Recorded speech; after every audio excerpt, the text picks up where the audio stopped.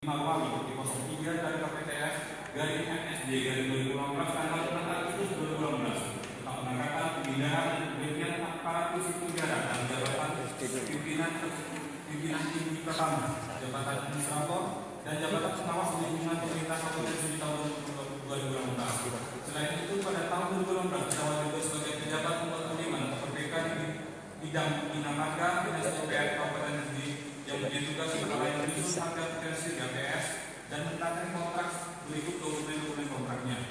Bahwa terdakwa terkait proyek Dinas PUPR Kabupaten Sudi Pemangkalan 2018 terdakwa menerima uangnya itu a. Proyek bidang Bina Marga PPD dan aktivitas perubahan Dinas PUPR Kabupaten Sudi Pemangkalan 2018. Bahwa sekitar awal Februari 2018 tempat dinas Parti Sudi terdakwa dan Nazrul Fikri bertemu dengan temannya. Pada pertemuan tersebut kami minta datang list proyek masukkan nama calon kanannya akan menggunakan proyek Dinas PUPR Kabupaten Sudi yang bersumber dari APBD tahun anggaran 2018 pada terdakwa dan Nazrul Fikri.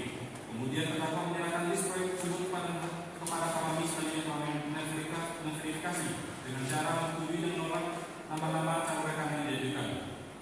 Nama-nama calon rekan yang disetujui oleh Pak Mami antaranya Pak Hidayat selaku adekan di Mami dan Kabina. Adapun proyek voting proyek Dinas PUPR bidang Bina Marga yang bersumber dari APBD 2012 adalah sebagai berikut. A. Kabina untuk pengadaan BES senilai 9.247.839.096 rupiah.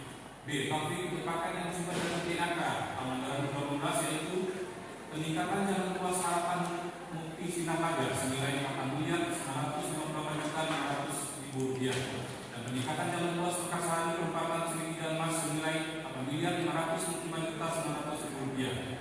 Tapi juga mendapatkan paket yang bersumber dari APBD tahun anggaran 2018 yaitu pengadaan bahan material Karjaya Ujung Puri senilai 2.302.360.000 rupiah, pengadaan bahan material ruas pon dalam kejadian senilai 2.160.522.000 rupiah, pengadaan bahan material